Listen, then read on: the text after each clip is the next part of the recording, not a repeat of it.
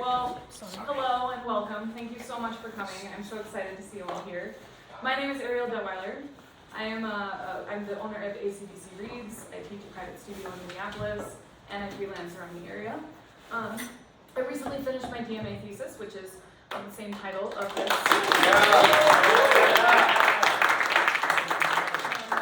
Breaking Barriers for American Band Directors and Bassoonists. It's really a labor of love because I've always had a strong connection to band directors, always wanted to know more about what they do and how they do it. And they are the first line of foundation of where our bassoonists come from, where our students come from. So this started as kind of like a series of maybe like a overview of the materials that are out there currently. And it morphed into more of like a research based kind of document that ended up being not only research but also combined with my experience, because there was not a lot of research done about beginning bassoon in general.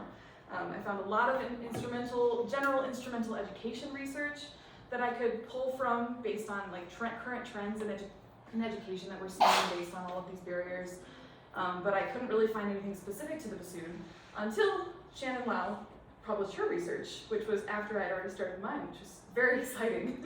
So sorry, I'm like rambling. I'm so nervous, sorry guys. Okay.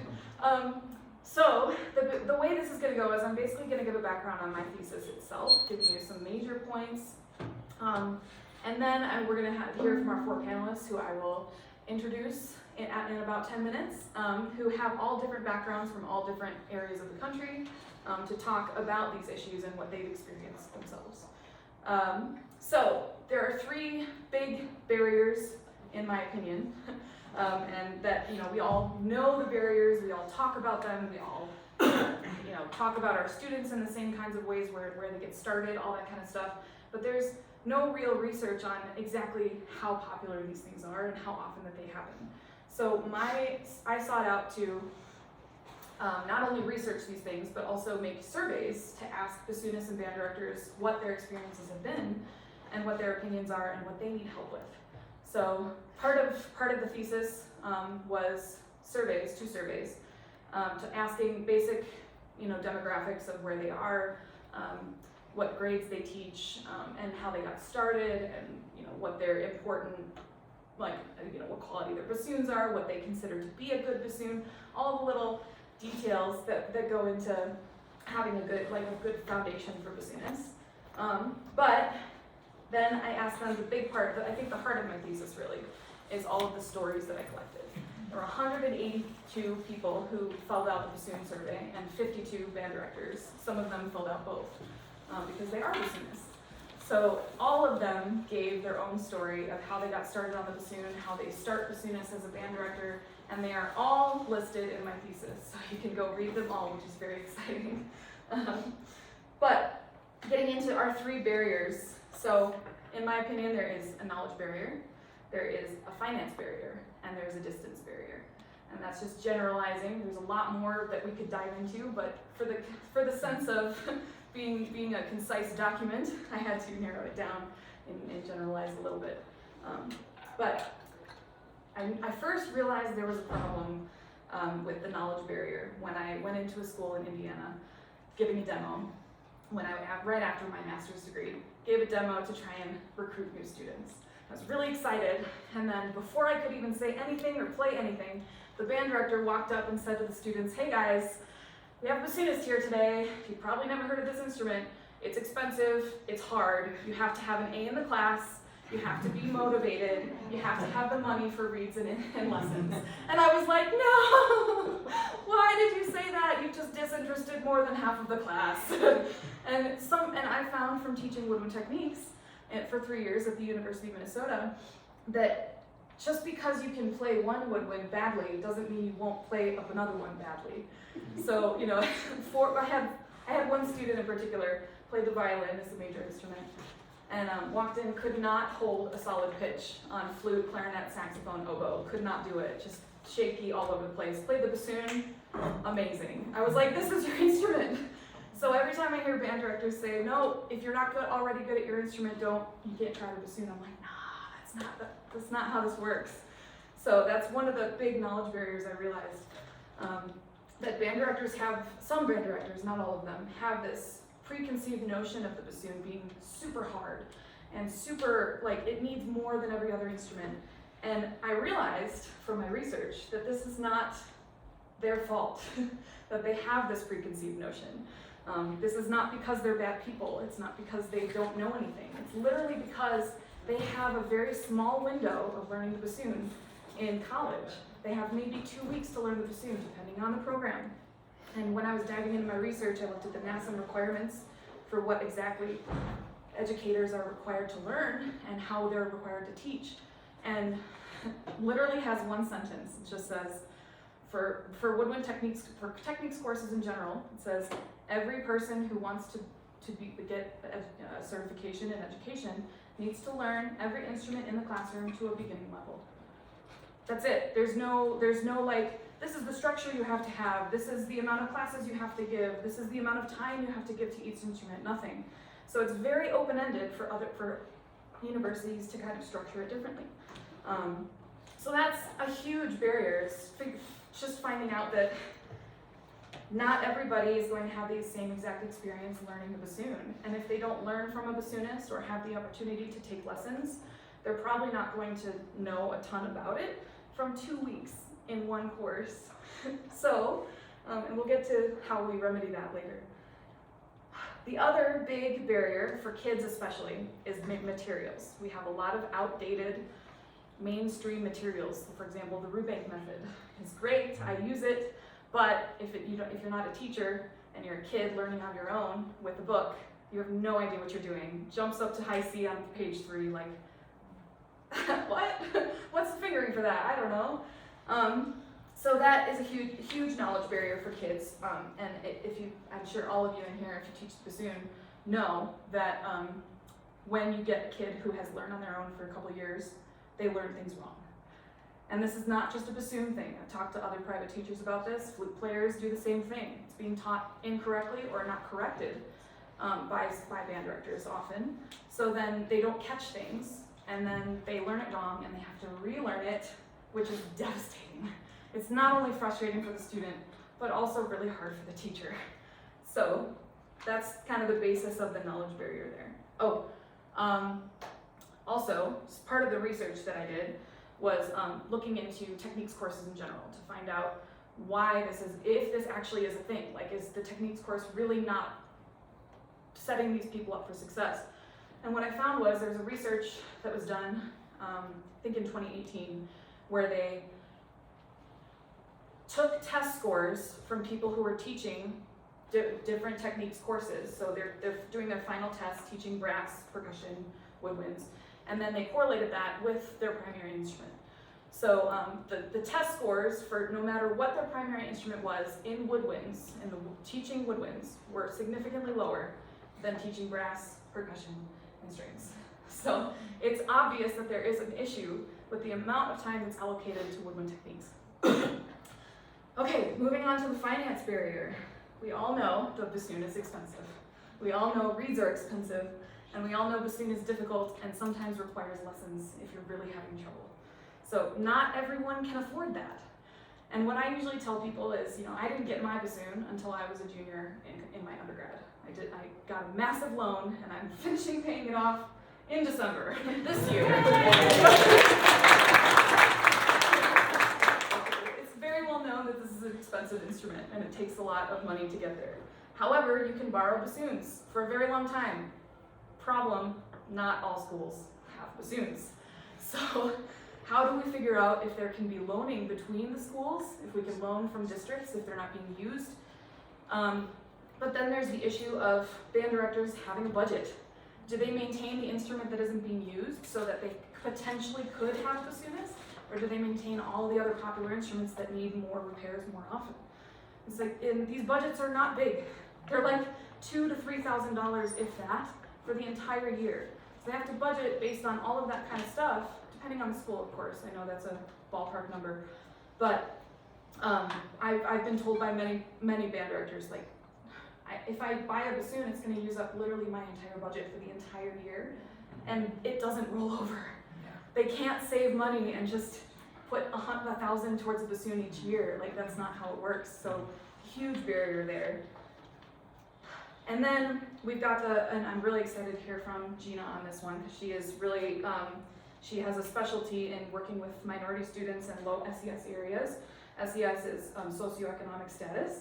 So socioeconomic status means that there's just a lower amount of income in a certain area, and where they can't afford basic necessities, like just having food on the table.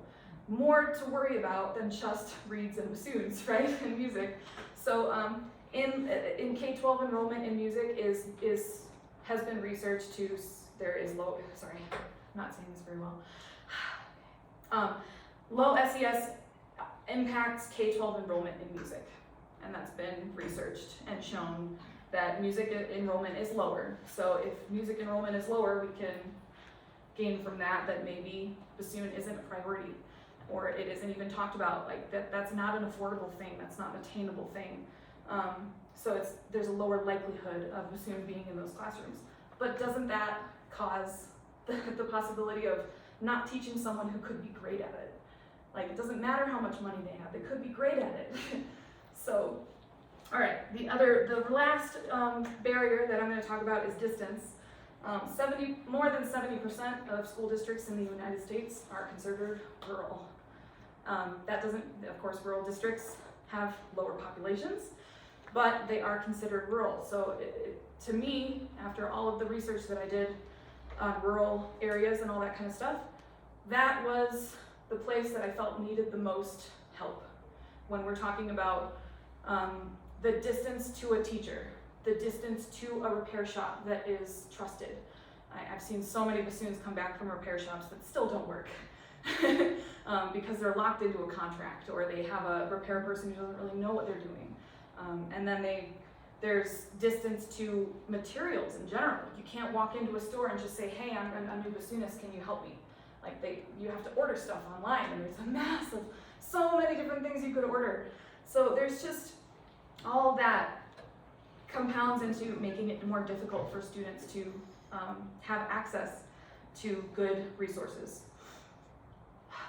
When I was teaching in Iowa, I traveled 4 hours to teach at a university in Iowa once a week, and I was thinking, oh, well, I can start teaching at high schools in the area to like recruit more students for this area. That would be great. And I talked to the band director I was working with, and he said, I don't know that you're going to get many students. I said, why? Is there no interest? He's like, no, your prices are too high. And I was like, what do you mean? Like, I need to make a living, I live in a city? Like, he's like, well, they charge $12 an hour around here.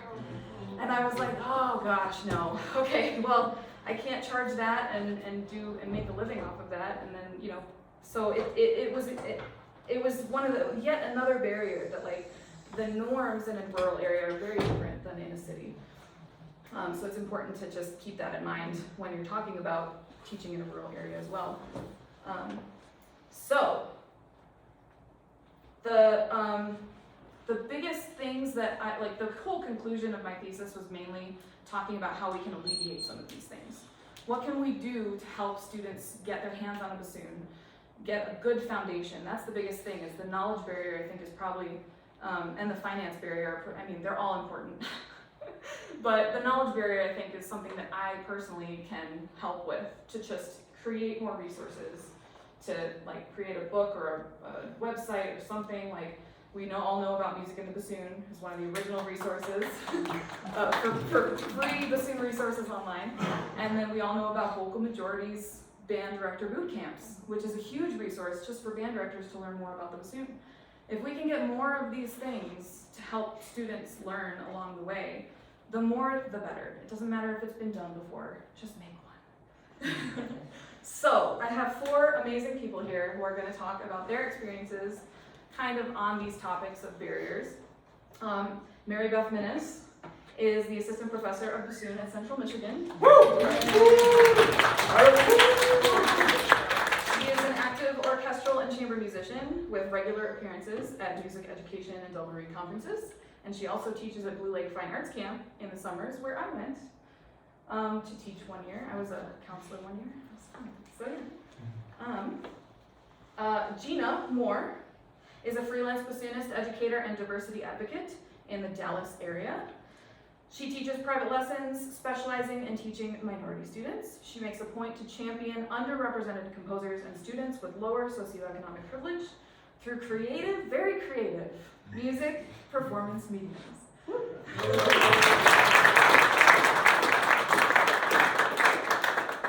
Meaux is the director for beginner studies for vocal majority, specializing in teaching the youngest bassoonists and tenorunists.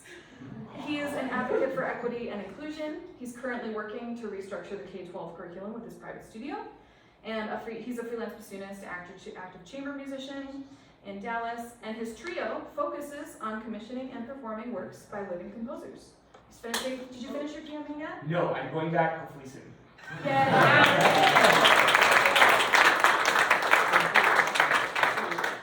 And Jason Worzbyt is the professor of bassoon and director of adult and community bands at Indiana University of Pennsylvania. He's an active performer, particularly as a soloist. Gives regular talks at education conferences, is a sought-after conducting guest artist and clinician, and serves on the board for the Pennsylvania Music Educators Association.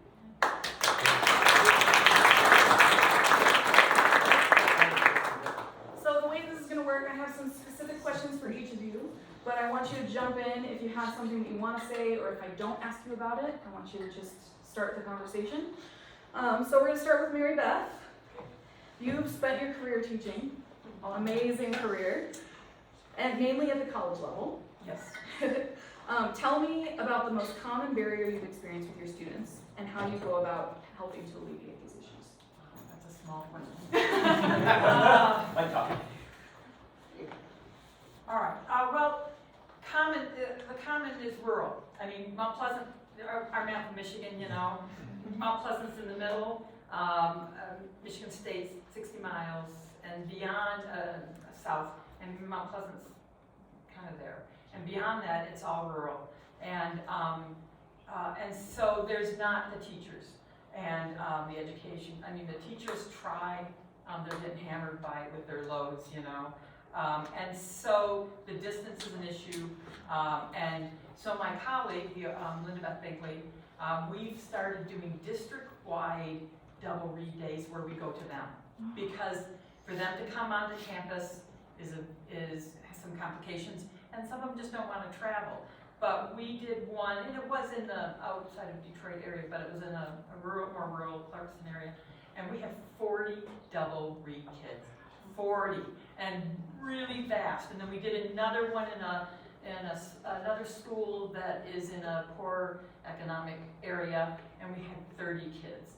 And so not all of them are engaged, not all are wild, you know, wild difference in their knowledge base.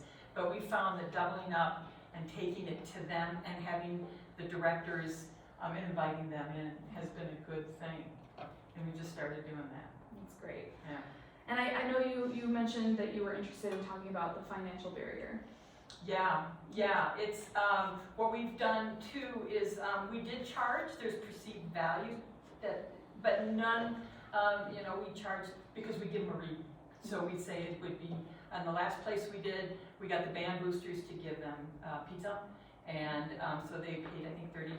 But we always put on a disclaimer. You know, please let us know if this is a barrier for you.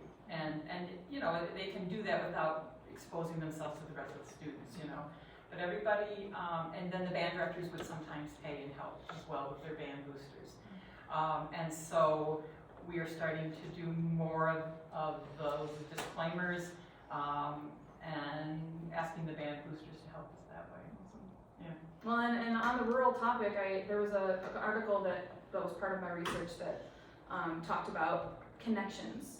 Trying to become part of the community and learn about the people around you, especially if you're new to it, which you're not. Yeah. But you spent your life there and being a part of that community. Do you think that had a huge impact on your ability to reach those people? Yeah, because we've got, I mean, you know your alums out there, and because part of my job is also meeting with all the music students, I know all the music students. And so when they go, we go out and say, how can we help you?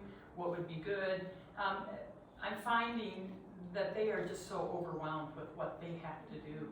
And so whatever we can do to bring it into them, and then we always open it up, like come and watch what we do. And so that has been helpful too. That's great. Yeah, but those connections and keeping tabs on where our alums are and how we can help them. And I think they know they can reach out to us, but to reach out to them has been helpful. And last question, how is your woodwind techniques course structured? Oh, I want to tell you about this, yes.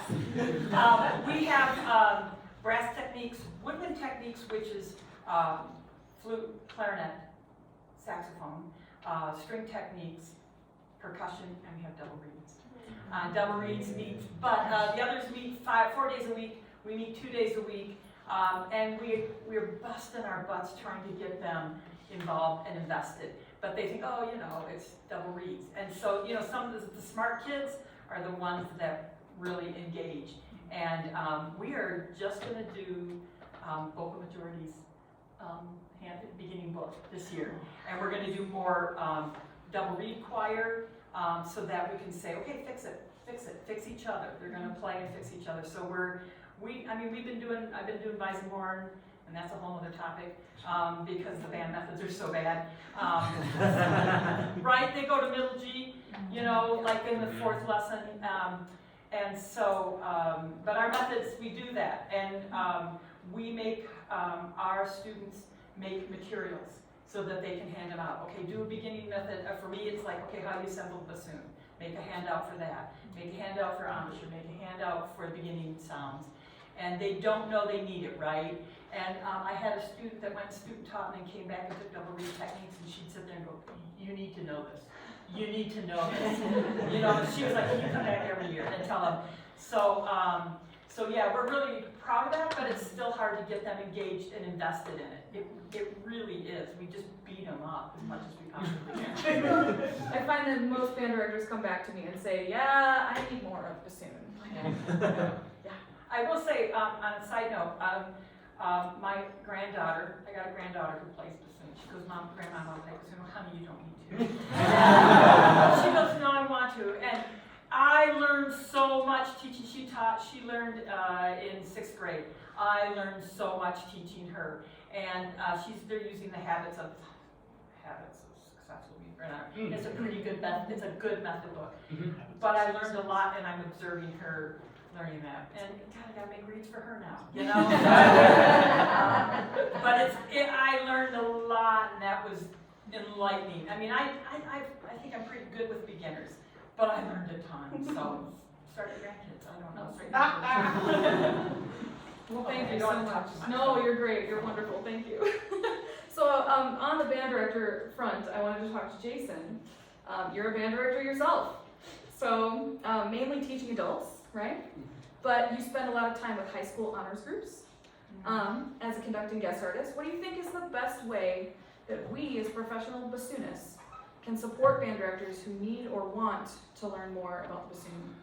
I think we got to get out there, and we need to be as public as we possibly can and say, look, we're here to support you. There's also a barrier, there's an attitude barrier. And some of that occurs when you have a band director where they put marching band as the front of the curriculum as opposed to the indoor, and it's putting the cart before the horse. And so, they don't see the value in it. That's a problem. That's also why they don't take a lot of interest, I think, when they're taking these courses, because they don't see, they just don't see it as important. So sometimes that's an attitude barrier. The rural side, because I teach in a very, very rural, the deer outnumber the population in some ways. The problem is sometimes is that as these band programs have gotten smaller and smaller and smaller, you can't take that maybe your second best clarinet player or your second best flute player and say, well, let's try the bassoon, because you can't sacrifice them anymore. Because then you just don't have it. You just really don't have it. So there's a little bit of an attitude barrier. We've got to go to the band directors and we've got to say, let us know how we can help you. In my area, I send out a message pretty much every year. I will come to your high school. I will start a kid for free. If you've got kids, I'll give them a lesson for free. If they can make it to my university, I will give them 5 lessons for free. And I give them reads. And then after 5 lessons, if they want to continue, then we can go on. But I mean, getting out there, and actually, if you give a kid a first lesson and have the band director be present, or better yet, give the band director a bassoon player, and you give the bassoon and teach them at the same time, then they realize that it's not as difficult, and when they're learning right along with the kid, you'd be amazed how much the attitude changes. So just getting out there, and because I'm not worried about finding another bassoon for the New York Philharmonic. What I am concerned about, however, is that if we can't propagate our art, what's going to start to happen, and what's already happening across the country, you see, at least if you're interested in getting a university teaching position, these positions are going part-time. They're going adjunct because you just don't have the kids out there. That's what I worry about. So just getting out there and changing band directors' minds and saying, wow, there's a bassoon player and you're interested in being in my band room, it changes. I mean, it changes their perception, changes their perspective. I had some people answer the survey, band directors, where I said, what's the biggest barrier or whatever, and they said, I'm not interested in teaching bassoon. And I was like, okay. I mean, to each their own, I guess, but... Because they think of it as a colored instrument. It's an extra. We're a colored instrument. We're an extra instrument. We're not needed. Well, no. But... Granger wrote for the bassoon. Percy Kenny wrote for hello, And that was something that in my committee, the band director who was on my committee. Oh, Emily? No, yeah, Dr. Trinan. Yeah, she literally just went, well, there's 2 bassoon parts, if not 3, in every single band piece ever. So like, why don't we need them? Like, we still need them. It's kind of a necessity. So. On the point of, this was not on my thesis, but it's something that really interests me for further research. On the point of marching band, do you think that playing a secondary instrument being required, this was part of my survey, if you play a secondary instrument, if you're required to, or if you just chose to. Basically, I started on the flute, and I kept playing the flute and piccolo in marching band while I played bassoon and concert band. But do you think that having a secondary instrument helps it does for a couple of reasons, and I may ruffle some feathers. I don't care. Because if you're going to be a band director, even though the marching band, this is Worzbyt's opinion, even though the marching band should not be the focus of the program, it's the most visible part of the program. You have to know how to do marching band well. You absolutely have to know how to do that. But the thing is, the bassoon majors that I have, they want to play saxophone, trombone, whatever, please go ahead and do it. Why? Because they can take those skills when they go out and teach. You have to be able to effectively model. We can't be, and I'm not saying we can't be such purists. Especially for our music ed students where it's like trying to put 80 pounds of potatoes into a 20-pound bag, curriculum-wise. That's what's happening. They've got to find these opportunities to develop secondary instrument skills. And that's how they're successful. And then when the marching band is successful, when the visible part is successful, then they can go to an administrator and say, can we have so much money for this or this or this? Then they kind of grease the wheels a little bit. Would you mind if I tag in from a personal experience with this? There you go. Tag in. So I'm actually the lived experience of this story. The vulnerable part is I don't put this out too much to the world. My first degree is music education with an emphasis in clarinet performance. I actually only have 1 degree in bassoon playing.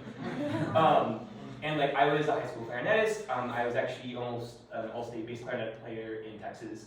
I love bass clarinet, hence my bassoon work. I almost switched to bassoon in high school, and I said, no, I don't know, that seems hard. I don't think I want to, because we only had 1 bassoon player, and I was a full freshman bass clarinet player, and the senior bassoon player was like, we could use a second bassoon in the first band, you should switch. I said no, and then I switched later, and now we have drinks at Team every year. And he tells me I told you so. I actually took bassoon lessons at student at Boston State University because I was a music ed person, and I felt like I was not getting a lot in what I was doing, and I felt really unequipped. Oboe was fine. Oboe was close enough to clarinet that I was like, I understand, I can bridge that gap in my mind. But bassoon, I was like, I have no idea, but I was a bass clarinet player and I could make a good sound. So I started taking minor lessons, and then major lessons, and attending both studio classes, playing in the orchestra, all of that. And then Susan Nelson goes to me, Alex, have you considered that you don't like the clarinet? And I was like, well, yes, I don't think I like the clarinet. You're correct. And so then I went on to the bassoon, but it's something that I don't stigmatize with my students, being that I have that lived experience, because my single tongue is faster than most people's by like a pretty large margin, because I was a clarinetist. My tonguing actually is often too light for most people, which I know tends to be the opposite for many double reed players as they go through their pedagogy. I have the opposite problem because of that, but it allows me to do certain things in my playing that other people can't do readily. And I think one of my biggest things I talk often to many band directors, because there's almost this weird, what are they getting from playing the second instrument? I said, that's up to you to help guide them to what they're getting out of that secondary instrument, and helping bridge that gap so they don't feel inferior because they're playing two instruments. In fact, they should feel empowered because they've learned something different. They've learned lower breath support from playing euphonium or tuba. They've learned faster articulation from playing a single reed instrument. They've learned a lot of voicing concepts from playing flute. And so I kind of have that always in my mind when I'm teaching my younger students. If they do want to play secondary instrument, yes, do it. In marching band, a lot of people are like, oh, they can only play percussion, or they can only play saxophone. That's the two options, so there's no problem, and it alienates a lot of students. They're like, well, I don't want to do band because I don't like those instruments. Why are you making me play those instruments? And I've got many band directors on my side of being like, I will handle the problem. You let them play what they want, I will do the problem in lessons, and I will make sure that they feel empowered to play whatever they want. I've got a girl that plays tuba, who's going to do tuba in 6th grade, but chose bassoon instead, like all of these things. So I think it's really important for us to destigmatize our own relationship with that, because I know I have my things. I'm bad at some things at bassoon because of my clarinet playing, but I'm also good at some things because of it. Yeah. I'd like to add, just briefly, jazz band.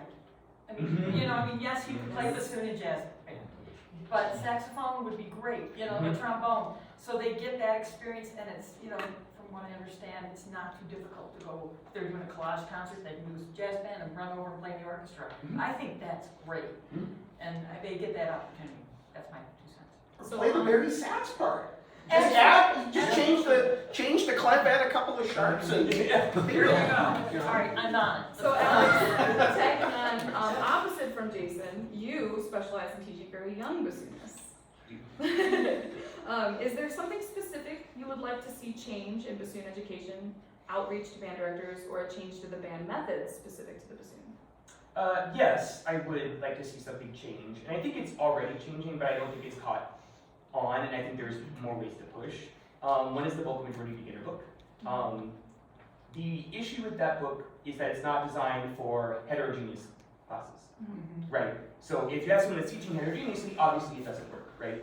But I think it's gotten out that that's a stigma that it's only a band method book, but I actually use it for some of my band directors don't use it because of the way their class structure works, but I use it as my beginner tutor because it's popular songs, it goes in an easy manner, it's designed to work with oboe and bassoon together, so even if you have to do combined class, if you're a switch hitter doing oboe and bassoon, and you're doing a master class with all of them, guess what? You can do that all together.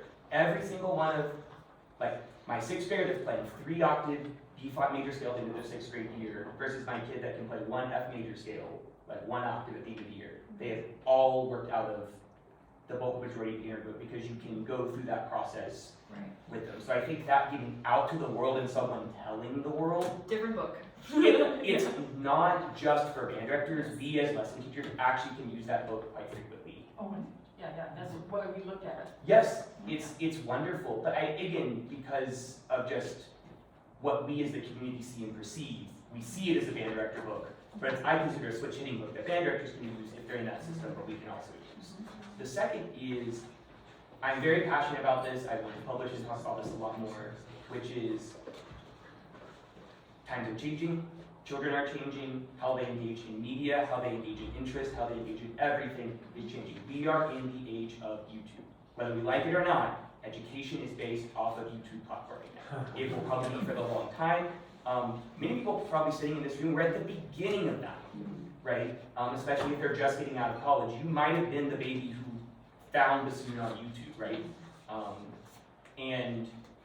I am starting a project this next year where it's going to be a 6th to 7th grade using the vocal majority book, practice along tutor system, inspired by Chris Wolfchisman's music and bassoon, because it's phenomenal. And When I first started teaching or making YouTube videos, I thought to myself, oh, this has been done before.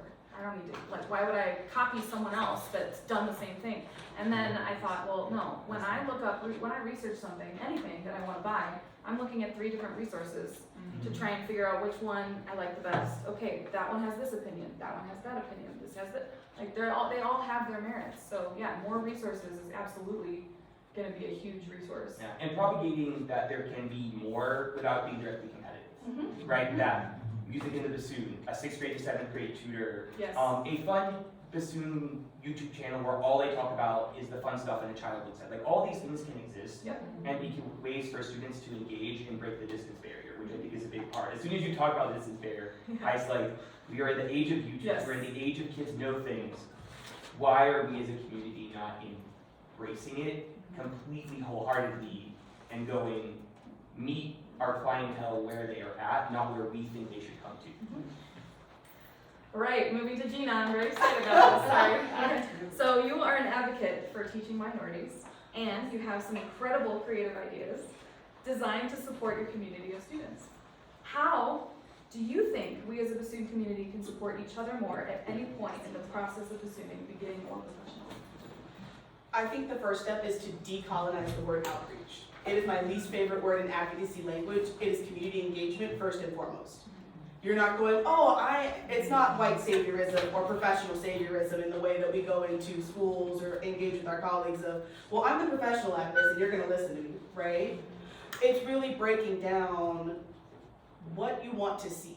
Because being a maven is all about working towards change, but also existing in the system that you're living in. So we all know there's a problem, right? With a lot of head shaking. We know there's a problem within schools. We know there's a problem in the higher ed portion of training for those band directors. We know there's a problem with student involvement even at the K through 12 level. But we also have to see that the professional reflection of what we present influences those other 2 areas. So I don't see a lot of African American female bassoonists. Monica Ellis is my biggest passion and influence in this life. But I grew up in the hood. I grew up in I actually grew up in the ghetto. I grew up in Petersburg, Virginia. It was just my dad and my 2 sisters. It was a single parent household.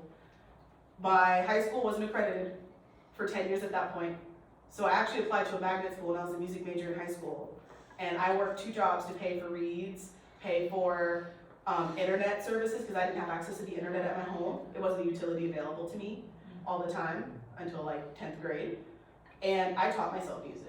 And I was playing saxophone and bassoon at the same time. And when lessons were offered to me, it was a BFM at one of the universities up the road saying, hey, I'll give you free bassoon lessons. You seem like a black kid you might want to try. But it was either help my dad pay the mortgage or go up a 30-minute ride to go take bassoon lessons. And I couldn't back out on my family. So I've been through this lived experience. It's kind of unique compared to a lot of other people in our community. And when I went to my undergraduate program, I was trying to play saxophone. I hated it. And then I met Dr. Sue Barber, who was my very first bassoon teacher. I started bassoon as a sophomore in college, and here I am. And it has been a long journey to feel validated in the space because the resources aren't there for our students of color who want to see what they love in the medium that they've chosen. So I teach a lot of, when I was first teaching in Texas, because it is a different environment being Alex existed compared to other markets. But even when I taught in Virginia and I taught in Kansas for a period of time, it was, I just want to see someone who looks like me engaged in music that I love, so that way I want to learn, I want to practice, I want to engage with bassoon in this type of way. I mean, Alex had a young person in his studio in Texas even go, well, I'm black and I want to play jazz and I just don't see a lot of bassoon jazz, so I don't know if I really want to be a bassoonist. I would feel more validated as an African American student if I would play saxophone. And I made this whole little video. I played down some jazz charts and improvised and scattered, and I sent it to, there's his student, and that student was like, oh, dope, like, I want to do that. own norm of not just the repertoire being like diversified, but even the practice material and what we're presenting to students as options for music making modalities. Like one of my passion projects, if I ever get to do my DMA or I might just do it on my own, I'm making an R&B method book with garage band tracks and all the fundamentals of, hey, you want to learn the landscape, here's the landscape, 1, 2, 3, 4, 5, 6, F square. And then you go up and down. Like, then you add, deep down the bassoon, you add up high, sky high, Whitney high, like, boom, you have the whole layout of the instrument right there. And then you get to have the backing tracks to support all the other good fundamentals, good rhythm, good ensemble membership by playing with the backing track, good pitch, good musical instincts that we all want for our students. And you even want for the professional sitting next to us. Like, nobody wants to play with someone that can't groove. Man, that sucks. But I think approaching the materials aspect, not just from everybody needs to learn hot cross buns so we can get the first child, no. Or everyone needs to do the venting exercises out of the Hertzberg method. Like, I will literally have my students play Fly Me to the Moon, the jazz chart, with a backing track, and it's all the venties. Da, da, da, da, da, da, da. It's every single vent, right? I can go through starting at my vent C, go all the way down and up, and they're flexing, and they're grooving, and they're playing in tune, and they're engaging with it in a much more meaningful way. So I go, why not do that? You can do that at any level of bassoon teaching, but I do it with my 6th graders, and they have the best time. They're so sassy about it, they have the best time. Yeah, my 6th graders are very sassy.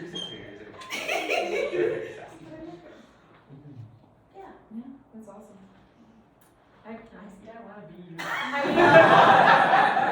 I've been thinking the same thing, is that all the method books have the same songs in them. All of them teach kind of the same way. Yep. And we don't really, and I'm noticing in my studio specifically, and my husband notices this too, he's a horn player, he listens to most of my lessons. We'll talk about this a lot, that students are getting worse at rhythm. Oh. And I don't know what's happening in education to cause that, but I think most of what's, I know, you probably know, but what I think it is they play what they hear in class. And when they don't have something to hear, they can't figure it out on the page. It's like math, right? And so like, I think that idea is exactly what I'm looking for in my method book too, is adding things that they know, things that you can just groove to, things that would be more accessible to people who don't necessarily like folk songs, like that have been in every single book ever. It's a challenge in the word folk, right? Folk isn't just a Eurocentric construct. Like, right? Right? Because what I grew up with, like, I couldn't hear for the first 4 years of my life. So I actually hummed jazz with my family, and the blues and R&B. So all those melismas are things that are near and dear to the heart. So when I could finally hear them, it was this life-changing, like, this is where I need to exist in. It took me a long time to get back to that in the bassoon lane, because they felt like 2 different lanes. Because folk was, oh, well, you need to make sure you know, what's a really good one? I'm gonna find it. Children's march. You have to know like the melody from children's march. It's very important folk band literature. Or you need to know simple gifts, or it's just all of these caucastic, bombastic standards. And that's just not who I am. Like, it's just not who I am. Yeah. So it's not fun when you're learning it yeah. that way. So flip the script. It's not folk in just one lane. It's folk in lots of different lanes. And when you go out to other rural types of communities, engaging with them in like what is folk to them, kind of flipping the script and being like, oh, you can still engage with this and still have students enjoy band, meet the fundamental skills that we're trying to get them to do, but also giving them facility on their instrument that, I mean, that's a real secret to jazzers. They have good facility because they're engaging in music in this type of way. And I think, why not do it on the other? It's not 2 lanes, it's the same road. We're just a little bit afraid of the left lane because we're moving a little bit different than our lane. Yeah. Jason, what were you gonna say? Oh, I'll tell you exactly why. I will tell you exactly why, because they're teaching to the test, especially for states where you have to do contests. And some of it is, I'm sorry, I'm going to upset some folks, but again, I don't care. Band directors are not picking literature that is appropriate for their ensemble. And as a result, they are having to do much more teaching by rote to get these things to happen. You know, I was talking with a clarinetist at TMEA, very, very fine teacher, and she was in a band, which will remain nameless, that was TMEA honor band, played at Midwest, and she got to college. she could not figure out how to read simple rhythms because she was literally taught by rote every single part of the way. I mean, it's just, it's too much of a shortcut. The other problem is, not necessarily related to rhythm, is that a lot of composers, particularly that are writing for I did a study of 0.5 band compositions and difficulty. I don't lead much of a social life. I think I made a catalog of about 600 of them. It's amazing how many people don't know how to write for the instrument even at that grade level. Oh. So 0.5 is a beginner. Beginner. Yeah. Like first five, first 6 notes. A lot of them don't know how to write. So I mean, the band directors need to be schooled a little bit too, in terms of the literature that they're selecting for their, for their ensembles. They need to play, Frank Erickson, and they need to play Claire Grumman, and all of these folks that were just foundational composers, but the new stuff is taken. Oh, I can get into so much. But that's not the scope of this. But that is where the band director can help. But don't panic. Teach your kids. Teach your kid. Well, No, seriously, teach your kids. Somebody told, my director one time said, how can you teach your kids ear training? They were listening to this great band, and they said, how did you teach your kids ear training? And the teacher said, 5 minutes at a time. Every day, 5 minutes at a time. It doesn't have to be this long, drawn-out thing. Just little bits every day. Would you mind if I piggyback very quickly off of real quick. extra quick. As something that you're talking about, getting your band directors to do, is something that we as lesson teachers or people going out to schools can also do, right? I've been working to lead a couple teaching by rote, and because I have, the quick aside, if you've never known the Texas system, we just got our all-state etudes, they're MILDA concert studies. Oh. Yes. Now, to me, a lot of my students by rote can do that, and they can learn a lot by rote by doing that, correct? The key is don't continue your rote teaching past that thing that you have to teach to. So my students actually do probably about 2 grade level lower as solos after they do it, and it's entirely independent. I give them nothing except for my help when they come in and they ask for it. Oftentimes we won't even work on the solo all the time. So a lot of my students that go off to music school, so I've had a few now, the first thing that teachers will text me about and be like, I am so impressed by how I don't have to teach them how to be a musician or function. Right? Coming from the Texas system, which I see head nod from above people that get that in there, that's something they have to decouple when they get to college. That's been my mediation, so I really encourage, don't be afraid to teach the test if it will give you success in a certain area, but be ready to pivot and give them the other half of it. Well, thank you very much, you guys, for being here. And my thesis is being published in the Double Read. It's already been published in one. My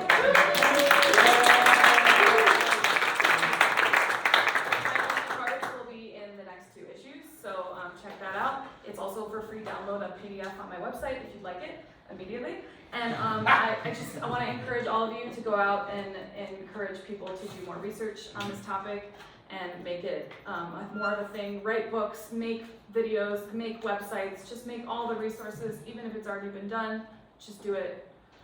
Thank you very much for being here.